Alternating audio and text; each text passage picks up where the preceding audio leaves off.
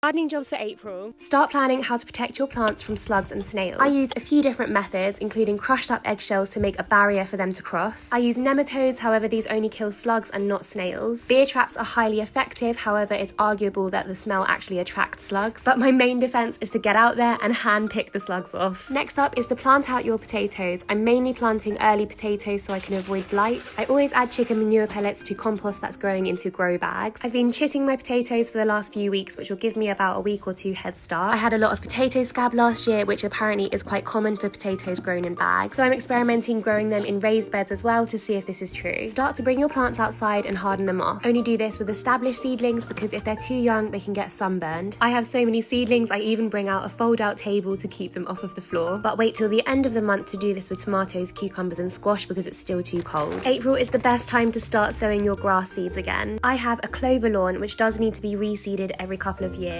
Make sure to water the seeds in dry weather. In the summer, you'll have clover flowers, which are fantastic for pollinators. Instead of cutting the whole lawn and losing all those flowers, I cut paths into it instead, so my children can still run around without getting their feet stung by bees. If you want to save money by growing your own herbs, then now is the time to start. Coriander and parsley can be sown directly in the ground or in pots outside. And don't forget basil, which can be sown inside to plant out later. April is such a busy time for gardeners, and there's so much more to be getting on with, so come back for Gardening Jobs for April Part 2.